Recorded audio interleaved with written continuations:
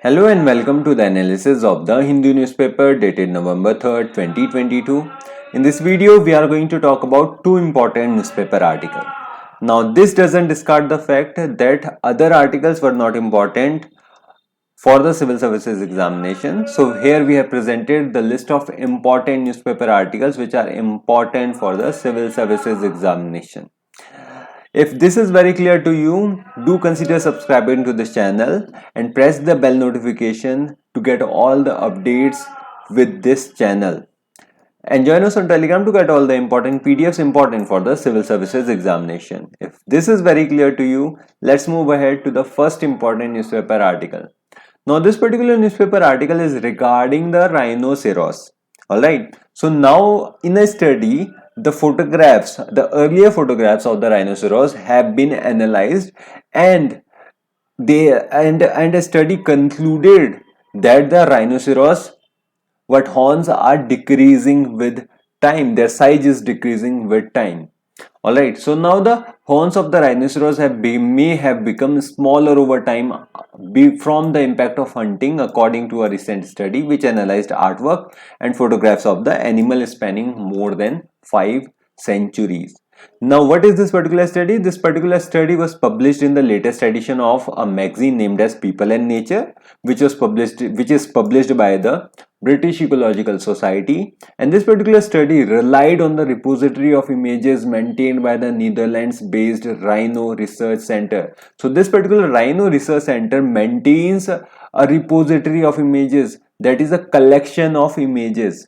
Now, this particular study is being authored or has been authored by the scientists from the University of Helsinki, Cambridge, as well as the RRC, that is the Rhino Research Center, and they have found that there is an evidence of declining horn length over time across species. And the reason is very simple. It is perhaps related to selective pressure of hunting. And what do we mean by selective pressure of hunting? The rhinoceros with the longest horns are hunted first, and what remains is the rhinoceros with shorter horns. So what is going to happen? The shorter horn rhinos are going to breed with each other, and and there is a highly likely case of the offspring being of shorter horns, right? This is known as selective pressure of hunting, right?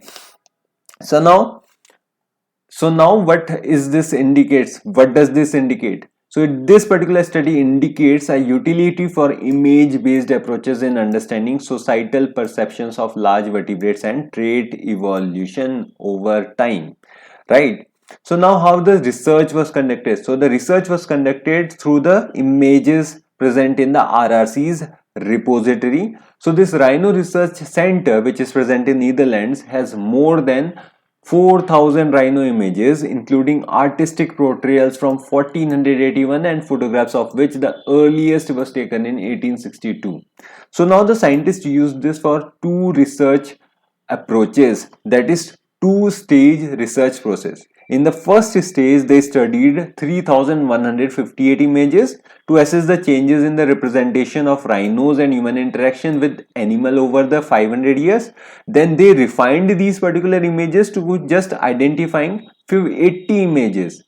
Now these particular 80 images were of all the 5 rhino species. Now there are 5 rhino species and all of them were included in this particular 80 images to analyze changes in the horn length over time, extracting morphological data from the photographs. So what were the observations made in this particular study? So this particular study showed that there is a rate of decline in the horn length, and this is the highest among the critically endangered Sumatran rhino, because Sumatran rhinos are mostly hunted. They were most hunted in the past, which means that all the Sumatran rhinos which had the long horns are now extinct, and all that remains is what? The rhinos with shorter horns. And this particular decline or rate of decline in the horn length is lowest in the white rhino of the Africa, the most commonly found species in the wild and in captivity. Now this particular observation follows patterns seen in other animals such as the tusk size in the elephants. Now if you are going to kill, or the poachers are going to kill the elephants with the longest tusk size, what is going to remain? The elephants with a shorter tusk size. Now the shorter tusk size elephants are going to breed with shorter tusk size because that is what remains. Now this drives the species into having shorter tusk, and in the case of rhinoceros having shorter horns. In the case of wild sheep having what? Shorter horns. Alright. So now this particular study is regarding the rhinoceros, right? So we need to discuss what are these rhinoceros. So now the rhinoceros are the mammals, right? We all know that. And there are 5 types of rhinos. So the first category is the white and the black rhinos in the Africa. The second one is the great one horned that is present in India. The third one is the Javan, and the fourth one is the Sumatran, right? And the fourth one is the Sumatran rhino species in the Asia. So these are the 5 species, that is the white, black, great one-horned, Javan and Sumatran rhinos. Alright. And if we talk about the IUCN Red List, then black rhinos are critically endangered, smaller of the two, and these are smaller of the 2 African species, and the white rhinos are near threatened. That is, they are going to be threatened at some point of time if this continues, if the poaching of them continues for the horns. And researchers have created an embryo of the northern white rhino by using in vitro fertilization process. This happened in the past. You can read about it, just Google it out about the northern white rhino and how this particular IVF process brought about the northern white rhino, right? So now there's also one-horned rhino which is present in India, Nepal and all these surrounding areas, and it is particularly vulnerable. Now there is also Javan rhino which is critically endangered, and there is the fifth one, that is the Sumatran rhino. It is also critically endangered and it has gone extinct in the Malaysia. Alright, so this is the condition of the rhinoceros and we need to take steps in regarding it. India has taken steps regarding it. We are going to discuss them in the end. But before that, let's talk about the great one-horned rhino. Now great one-horned rhino is found in India and Nepal, and also known as Indian rhino. It is the largest of the rhino species and it is identified by a single black horn and a grey-brown hide with skin folds, and they primarily graze with a diet consisting almost entirely of grasses as well as leaves, branches of shrubs, trees, fruits and aquatic plants. So these are the specific characteristics of the great one-horned rhino, that is also known as Indian rhino. Now if we talk about the habitat, the species is restricted to small habitats in Indo-Nepal Terai and northern West Bengal and Assam. And in India, rhinos are mainly found in Assam, West Bengal and Uttar Pradesh. Now Assam has an estimated 2640 rhinos in 4 protected areas, which is the highest in India. Alright, so now these 4 protected areas in Assam are Pabitora Wildlife Reserve, Rajiv Gandhi Orang National Park. There's also Kaziranga National Park, and the fourth one is what, Manas National Park. So these all 4 protected areas, that is, first one is Pabitora Wildlife Reserve, second one is the Rajiv Gandhi Orang National Park, fourth one is Kaziranga, and the fifth one is Manas National Park. All right, see, these are 5 protected areas. Now these areas are the habitat of the rhinoceros, and about 2400 of them are in Kaziranga National Park and Tiger Reserve. So Kaziranga National Park has the highest number of the Indian rhino, right? So now let's talk about the protection status. Then the Indian rhino comes under the IUCN's Red List of vulnerable, And if we talk about the sites, then it comes under the appendix 1, which means that threatened with extinction, and sites prohibits international trade in the specimens of these species except when the purpose of the import is not commercial, for instance for scientific research. And apart from it, if we talk about the Wildlife Protection Act 1972 of India, then it comes under the Schedule 1, that they cannot be hunted. Alright, so now if we talk about the major threats to the rhinoceros population, the first one is the poaching for the horns. Alright, so this is what was taken in the study as well, right? And the second one is the habitat loss. If you're not going to provide them homes, then they are going to get extinct. They are not going to get the right amount of food. The third one is the population density. Population density, if it increases, then there is going to be more conflict among the rhinoceros, and this will lead to the decline in the population of the rhinoceros. And the fourth one now here is the decreasing genetic diversity. This is also the reason behind the, or this can also serve as a threat for the rhinoceros population. Now let's talk about the conservation efforts which have been made in India as well as in the surrounding nations. Alright, so now the 5 rhino range nations, that is the India, Bhutan, Nepal, Indonesia and Malaysia, have signed a declaration. Now this particular declaration is known as the New Delhi Declaration on Asian Rhinos 2019, and this is for the conservation and protection of the species. And recently the Ministry of Environment, Forest and Climate Change, that is MOEFCC, has begun a project to create DNA profiles of all rhinos in the country, so they can watch they can have a better watch over the rhinoceros population. And apart from it, we also have the National Rhino Conservation Strategy, which was formulated or launched in 2019, and it is going to conserve the greater one-horned rhinoceros which is present in India.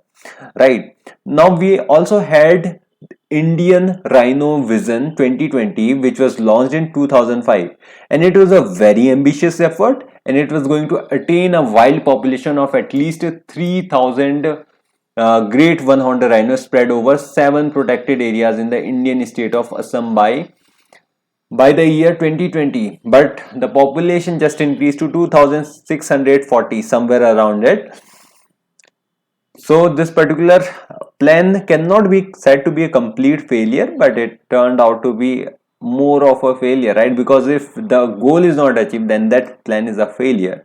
But we need to keep in mind that the specific strategies regarding the rhinoceros need to be formed, because this is a very declining population and Indian horned rhino comes under the vulnerable category. Alright, so this is it regarding this particular newspaper article. Let's now head to the next important newspaper article. Now this particular newspaper article is regarding the new hybrid variant of the mustard. Now this particular species has been developed and it has been named as DMH11, that is the Dhara mustard hybrid 11. Right, so what is this particular species? We are going to understand it in complete detail. Now the Genetic Engineering Appraisal Committee, India's apex regulator of genetically modified plants and food products, has approved the environmental release of Dhara mustard hybrid 11, a genetically engineered variant of mustard. Alright, so it has been developed in the past. It has been used in the controlled environments. It has been developed in the controlled environments. Now it has been approved for the environmental release. It can be released into the environment right away. Alright, so now if approved for commercial cultivation, it is now not approved at this particular point of time for commercial cultivation.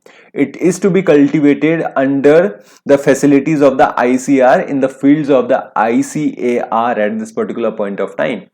But if approved, if this particular species is approved for commercial cultivation, it would be the first genetically modified food crop available to the Indian farmers. Now there's also one different crop there's also another crop which is available in the market, which is also genetically modified, but it is not a food crop. It is a crop, it is a cash crop, it's BT cotton, right? So now with the availability of the genetically modified mustard, that is the Dhara mustard hybrid 11, it is going to be the first food crop available to the Indian farmer which is genetically modified, right? So now what is this DMH11? So DMH11 is basically a hybrid variant of the mustard developed by the researchers at the Center for Genetic Manipulation of Crop Plants at the University of Delhi, and DMH1 was approved for commercial release in the Northwest India in 2005-2006, but scientists have said that this technology wasn't bankable enough to consistently produce hybrid mustards, and that is why that was shut down. And now with further improvements have been made, and DMH11 has proved to be more feasible economically, right? So now while India has several mustard varieties, it is a self-pollinating plant. Mustard is a self-pollinating plant. It cannot pollinate on its it can pollinate on its own, right? Mustard. And therefore a challenge for the plant breeders is to cross different mustard varieties and induce desirable traits.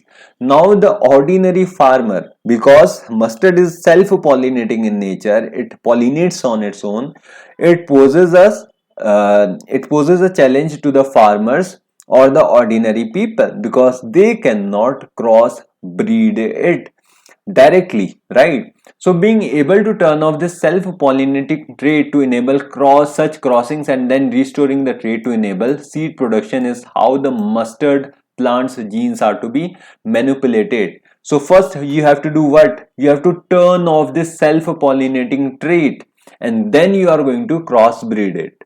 Alright, so now how it is done? So the DMH11 is a result of cross between the two varieties, that is the Varun and early Hira 2.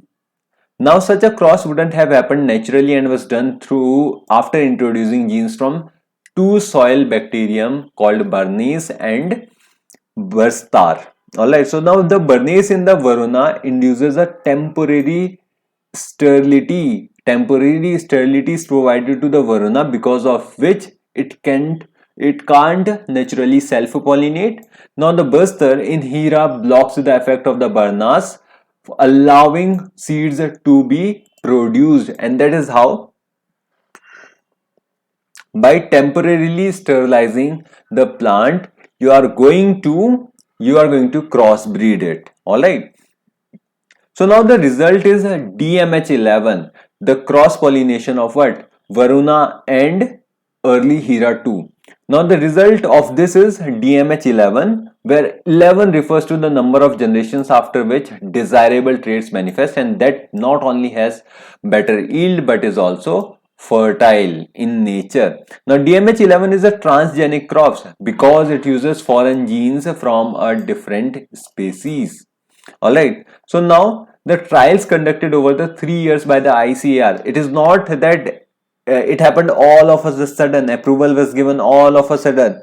ICAR has conducted trials over 3 years and suggests that DMH11 has 28% higher yields than its parent Varuna and 37% better than zonal checks or local varieties that are considered the best in the different agroclimatic zone. So it is going to have a higher yield. That is the fundamental purpose of this particular variety, that is DMH11. These trials were conducted at 8 locations over the 3 years. Alright. So now the mustard is cultivated in 67 million hectares during the Rabi winter season, predominantly in Rajasthan, Haryana, Punjab and Madhya Pradesh. And India imports anywhere from 55 to 60% of its domestic edible oil requirement because the production is very high in the mustard, but it is not able to fulfill the domestic edible oil requirement, and that is why 55 to 60% is imported. And in 2020 to 2021 alone, around 13.3 million tons of edible oil were imported at a cost of 1,17,000 crore, according to the National Academy of Agricultural Sciences. So if we are able to fulfill all of these requirements, then these money which is paid in dollars, that is 1,17,000 crore is going to get saved, or there it is going to remain in the country itself. It is going to be a big boost to the Indian economy. That is why the introduction of this genetically modified mustard is going on. Now this is primarily due to low productivity. This particular thing is happening because there is low productivity of about 11.3 tons per hectare that has been stagnated over the 2 decades. Now this stagnation can be removed by the genetically modified mustard.